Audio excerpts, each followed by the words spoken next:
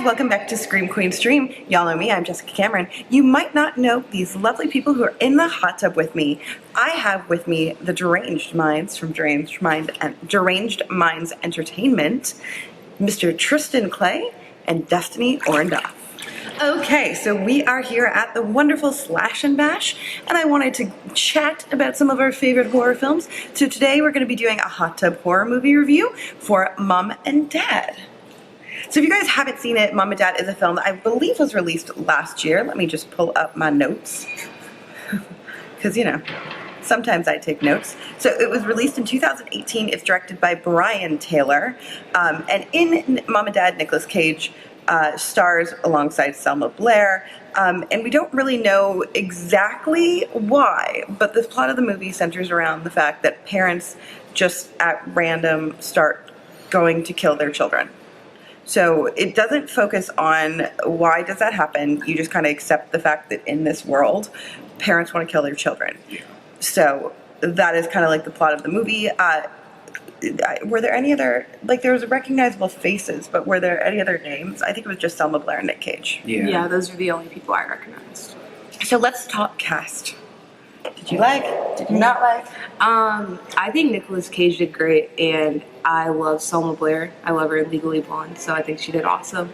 I thought the kids did pretty good. I wasn't taken out by it. I think everybody did pretty well. But you don't like Nicolas Cage, so. Well, we'll talk about like what worked, what didn't, questions, comments, concerns, and then if you'd recommend it. But just like cast-wise. Yeah. Mm-hmm. Yeah, I thought the casting was really, really cool. I wasn't entirely sure, especially on second viewing, if I buy Nick Cage and Selma Blair as a husband and wife. Yeah. Mm-hmm. But we'll get more into that. And for me, Nick Cage is not always a great actor, but he's always endlessly entertaining. So I usually have a really fun time. Whether or not I think that he did a great job is a different story. So let's just jump into what worked for you. Again, remember, these are opinions, so there's no right or wrong answer. What worked for me is just the fact that I feel like it was original because I've not seen anything like that before. And I kind of liked how they didn't give a reason for why they were attacking their kids. I mean, they could have, but I think the way they did it worked because it's kind of like, what the fuck? Yeah. I agree. I was actually really thankful they didn't. Yeah. Because I feel like it was a really nice, tight, compact movie. Mm-hmm. So I feel like if they would have added more reasoning, that would have added a bunch more time, and for what purpose? Yeah. Like, once you're on board with the fact, you're like, okay, parents are trying to kill their children. Is there a why necessary? Mm-hmm. Whether it be like some, warfare tactic and they're setting it up, from like some foreign country, or whether or not it's an epidemic or a sickness. It doesn't really matter. What else worked? Well, for me, the family dynamic worked. Yeah. So I believed that Nick Cage was the strung-out dad. I believed Selma Blair was the uptight mom. I believed the two kids. And to me, that worked really, really well, just like as those sort of stereotypes that I felt all kind of worked. Yeah. Some of the shots I thought were really, really cool, and some things that I hadn't seen. So I look back to the shot, it's like really early in the beginning, where the daughter is on her phone in a car before Selma says, hey, look, can you not be on your phone? This is kind of like the only time that we have. And you see her scrolling through her phone in the reflection of the mirror. Yeah, I thought it was just like a really, really clever way, and a shot I hadn't seen. And then I also loved that they had the teacher like take the phone and kind of start using it. Yeah. And for me, I was just like, oh yeah, that's probably what happens now. Like the cool teachers probably do fuck with the kids, right? So yeah. And then I really loved the scene where, spoiler alert, by the way, this review is going to contain spoilers. I really, really loved the scene where the sister, Selma Blair's sister, gave birth and then subsequently tried to kill her kid. Yeah. Because I just thought it was really, really powerful, and also like really hit home, right? And it was a really good way to ensure that the audience understood instinctively that this was not something that anyone had any control over. Because obviously, that is when a child is arguably in the most delicate, fragile state. It's just been born, and the mother should be overwhelmed with love, and here she is trying to harm the baby. Yeah. Is there anything else that worked for you? I think just kind of like the flaw of how it says you'll want to take care of your kids and you'll want to protect them, but don't stay away from them. Oh yeah, that was Because it great, kind of yeah. shows like the parents' love unconditionally for their kids, and the way they flipped it was really cool. I like that. Yeah, they used, I don't know if that was on a TV show or on the radio, but they did use TV and radio show clips really, really effectively. Where it They wasn't did. like an overuse, they're just giving you snippets. I know at one point they do reference like, why is this happening? We don't know. Is it warfare? We don't know. But regardless, don't go near your kids. Mm-hmm. I also thought they showed the parents going after the children in a really, really well-paced, succinct way. So like cut to like even when they got when the daughter was at her friend's house and the mom goes after her friend. I thought that was really, really, really, really, really well done. And then when they leave and they see the guy at the mailbox and there's like that moment of fear, and then the boyfriend is like, oh no, wait, he's not after you. And he's just going to get the mail with a bloody baseball bat. So, anything else that works for you, Leslie? Other than Nicolas Cage being a really creepy, awesome killer, I thought he did really good. I really enjoyed his performance. So, What didn't work? I'd have to think about that for a second. You go first. Well, for me, it's more of a personal thing. At first, I didn't like watching it. Like, for some reason, I'm not fond of the actor Nicolas Cage. So, anything he's in, he's just got a unique acting style. So it's very, very different. And so for me, I have to watch about 2 to 3 times before I can understand and like pull away everything that I see the first time to see everything underneath. Yeah. So that was my biggest thing. For me, I also felt like in this movie, he was very well balanced by a very sort of uptight, conservative Selma Blair character. Like, I feel like if Selma wasn't there to sort of anchor his character, I think I would have liked him in this film a lot less. Because, like, if you actually stand out, like, I don't think he's a great actor, and I don't think he's a great actor in this per se. I do think it works well because of the contrast. It does, yeah. Upon rewatching, I found that it does. And like even the mom, I can't pronounce her name, but they worked really well together, actually. Like, I think she worked off him well and he worked off her well, because this performance he gave is different than what I have seen him do. So there's something there. Agreed. So for me, some of the sound effects really struck me as odd. I found myself, upon reviewing the film, because I saw it in theaters, like with Selma Blair and Nick Cage, speaking afterwards at a Screamfest event, like a year ago when it was released. And I don't remember noticing some of the sound effects, but when watching it at home, there's definitely moments where I wanted to rewind to be like, wait a second, what? Yeah. What was that? So, like, for example, there was like this point where Nick Cage is tickling his son. Oh my gosh, And there was like this weird It's crackling like I don't know. thing. Yes. Yeah. I'm like, why? That doesn't That make scene's sense. weird anyway. Right? So, like, weird stuff like that. And then also, there's some really weird cuts that really took me out of the film. So, for example, earlier on in the film, we see Nick Cage daydreaming, and suddenly there's, like, a car and a model who's straddling the guy topless. Yeah. And it didn't really, like, I'm assuming it's supposed to be him daydreaming about, like, himself when he was younger. Maybe. But, like, it just didn't work, and it felt very abrupt. And almost like it could have been added just because they're like, crap, let's add a bunch of flashbacks or something, because we just don't have a lot of time. You know, we need to add minutes. Yeah. So, thoughts on anything else that didn't work? I'd say for me, just the sound effects. I really liked it, so I want to like own it on DVD or Blu-ray. I also, for me, I didn't love the fact that Nick Cage's character was so unlikable in the beginning. I felt it would have been a stronger choice, both for him as an actor and for the film, if he had played a more likable, nice dad. So we see him, hold on. Where was I? No. Hold on. Oh, so it's not so much that it's a bad thing, I just see it as an opportunity lost. Like, I mean, we've seen him sleeping at work, we've seen him telling his secretary not to answer the wife's calls, we've seen him ignoring her. To me, we hear him reference the fact that he's making a lot less money now. So it's assuming that she's the breadwinner because they live in a very nice house in a very nice neighborhood. They have a housekeeper. So it's like she's younger than you, clearly. She's beautiful. She's the breadwinner and you're kind of treating her like shit. You know? And also it made it like when he turned, I didn't really feel for him that much. I was more like concerned with like not wanting Selma Blair to get hurt. So, yeah, just my 2 cents. Sorry. So side note also, the hot tub was so hot, so we moved to the pool, and the pool was so cold. So if we're shaking, that's why.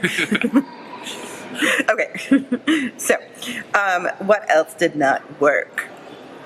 I'm gonna say, like, there were like little things upon second viewing. Again, didn't notice it on the first time. The second time, like that whole pool table conversation just didn't work for me. Like, in the saving the what's it called? The man's den. Like the man cave thing. The man cave. Yeah. Because it's just so, okay, so first of all, pool tables aren't that expensive, especially like the ones that you can put together yourself. Yeah. So they live in a nice house, they have a housekeeper. Is it really like that big of a deal that he spent a couple $100s on a pool table? Because again, it's not like a super nice pool table. It's a plywood pool table that he's assembling himself. So is it really that big of a fight? You know what I mean? Like that just kind of felt off to me. Especially in the house they're living in. Yeah, and then also like in the conversation he references like children leaving toys around, but you have two preteen. You have a teen and a preteen. So they're not really playing with toys or leaving toys around, and you also have the housekeeper, even if they did. But like kids that leave toys around, unless I'm wrong, are typically like, 5-year-olds and 6-year-olds, and they leave like the little toy cars on the steps. The Legos. Like these kids aren't doing that. Like the one's old enough to drive. So that whole kind of conversation didn't really work for me because it felt misplaced. So for me, I was kind of like, that's strange. And then I also wanted to call it some of the flashbacks and the editing didn't really work for me. Like when the boy's hiding in the car and it flashes to him having a summer convo with his dad over popsicles. Yeah. And it just like brought the tension that was building for me to a dead halt. And I had to kind of get back into the movie because I was like, oh, weird flashback. That's strange. Okay. Yeah. And I think like maybe it was trying to make Nick Cage's character a little bit more likable. But by that point, we'd already seen him be unlikable so much that I was like, we've already kind of like made our choice about this character. So again, it felt weird. I'm not sure if the flashbacks were added for runtime, which I kind of think that must be it because it's the only thing that makes sense to me. Yeah. Did anything else not work for you? I just remembered the fact that like the virus or whatever they had, it was supposed to be for their child. Mm-hmm. So like the girl coming across, the daughter of Nicolas Cage, coming across the guy with the baseball bat. Like, he didn't kill her because he's already killed his family. Mm-hmm. But then it's like, later in the movie, like, the mom goes to where her sister is giving birth and then takes her child. Mm-hmm. And like, it's just like, what side are we doing? Just kids being kids and you just kill them, or is it your own kids that you kill? You know what I mean? I wasn't sure which. Well, I think with like Selma Blair, I don't think it had kicked in yet. Like whatever the thing is, I think when she was taking her sister's baby, I don't think she was trying to kill it. I think she was trying to save it from her sister.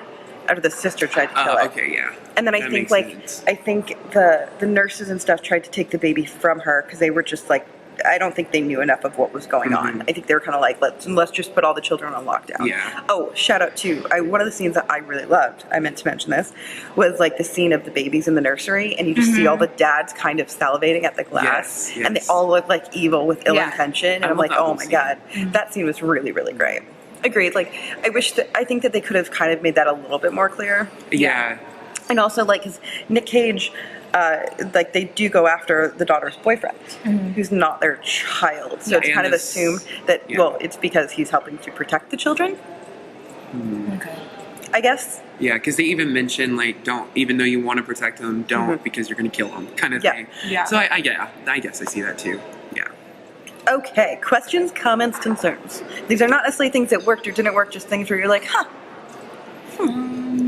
Whenever, how did we watch it? Was it Redbox or do you I believe remember? Okay, so whenever we watched it, I was really surprised, and like I said, I just really enjoyed it.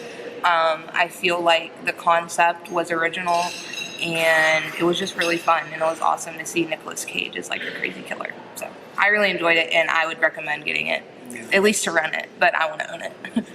And I definitely think you should always give a film at least 2 watches before you make a final decision on if you like it or not. I think it depends on how much you hated it to begin with, or how much you liked it. True. You know Yeah, what I mean? For me, Because there's a lot of content to watch.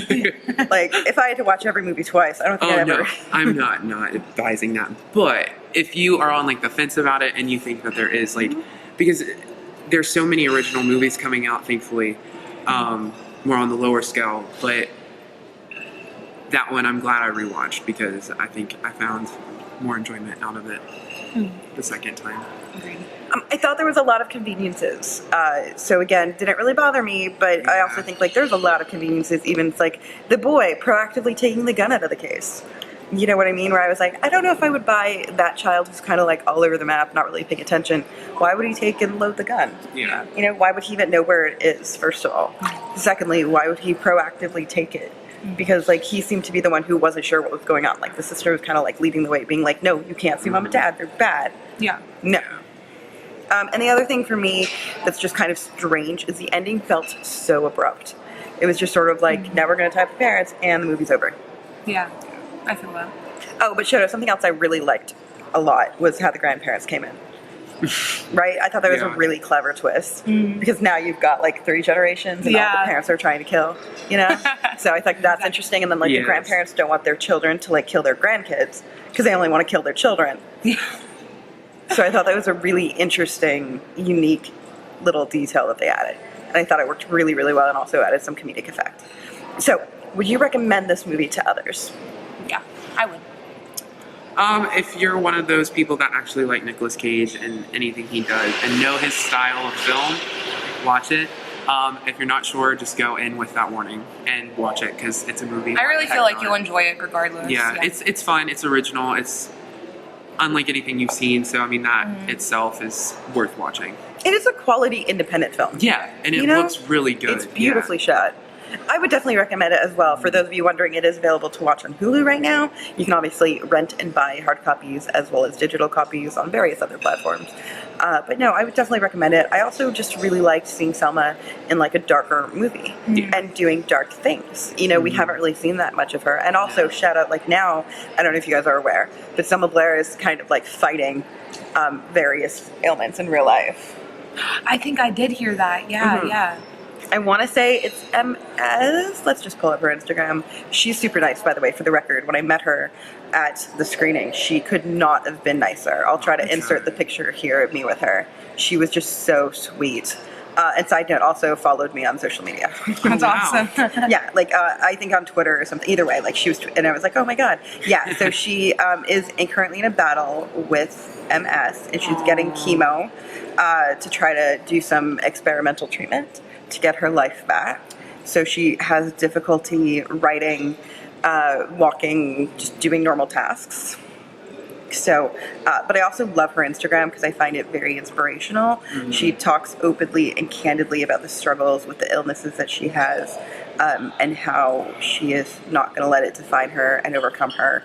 She also posts, you know, truthfully and honestly about like not being able to walk and needing like extra devices and being hopeful that she'll get the mobility issues figured out and being able to go back to work. So I'm not sure when or if she'll be able to go back to making movies at some point, but I think she's an incredibly strong person. So if anybody can handle MS, and it is multiple sclerosis, it's her. So, and she was on like the cover of People, and it says, diagnosed at 46, the actress has battled pain, paralysis, and depression, but is determined to live joyfully, which I think is really, really great. So shout out for that. And honestly, just for that alone, and because she's such a great person, I say watch this movie. But also, like, she had MS for years, and it just went misdiagnosed. So even during like this movie, all the movies we've seen, she's had it, So it's a fascinating, fascinating story. But that being said, I do highly recommend it. I think it's a really fun flick. I had a really good time. Even though, like, upon repeat viewing, I had issues with some of the things. They were minor. It's a really fun, independent movie. If you're somebody who likes everything, like, handheld to you or, like, really explained and, like, spoon-fed, maybe not. Like, this isn't the movie where you're going to get a lot of answers or details. It's just, like, fun concept, along for the ride. Enjoy it. Yeah. So, where can people find out more information about you both? You can follow Deranged Minds Entertainment on Facebook and on Instagram at Deranged Minds Entertainment and on Twitter at 2DerangedMinds. And I'm Living Dead Girl _97 on Instagram. And then you can find me under really anything with Tristan Clay. Facebook, Instagram, Twitter, I'm there. I will link you both down below. Thank you very much for joining us. Also, Thank you for having us. don't forget to hit the like button down below and subscribe. I produce new videos over here on this channel every single week. You can also go back in time from several years ago and watch these crazy kids play Bean Boozled when we were on the set of Red Eye. And also 10 billion bonus points if you join the Patreon. Patreon is how we keep the show alive. So for as little as $1 a month, you can join us and get early access to videos, signed swag, access to Google Hangouts, and more. Anyways, bye!